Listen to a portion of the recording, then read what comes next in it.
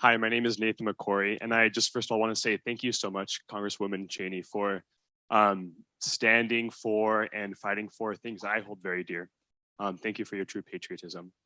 My question. Thank you. Thank you very much. My question is for Republicans who feel alienated by the Trump tilt of the Republican Party. What is the best avenue for them to pursue to promote good change? Is it to join a third party with moderate Democrats? Is it to stay within the party and work to affect change within? What do you see as the best avenue for those Republicans? Yeah, I think that I'm not ready to say we're going to allow Trump and those who are at war with democracy to hijack our party. I'm not ready to give that fight up. I think that the party is in a very bad state.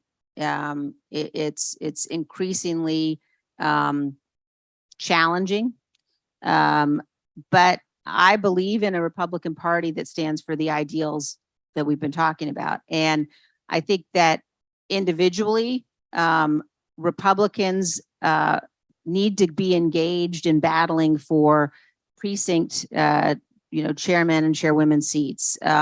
I was talking to Rick Davis earlier, and he was telling me that 70% of the offices here in Arizona go unchallenged in elections. And I think that, if you look at what the anti-democratic forces in the Republican Party are doing, they have a very concerted effort underway to take control at a local level, at a state level, and to fundamentally turn the Republican Party into something that is anti-American.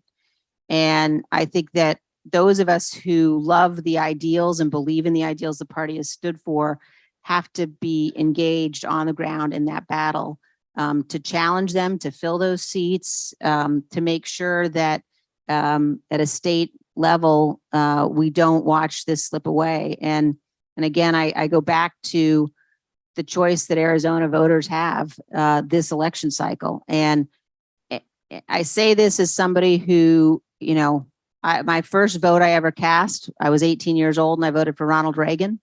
So for almost 40 years now, I've been voting Republican. I don't know that I have ever voted for a Democrat.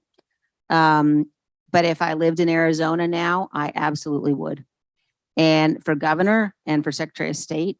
And I think, we cannot be in a position where we elect people who will not fundamentally uphold the sanctity of elections. And I think that's got to be, more important than anything else. I also think it's important for us as Republicans to demand from our Republican leaders that they not accept this unraveling of the democracy, to demand that people should not come here. Glenn Youngkin should not come here and campaign for Kari Lake.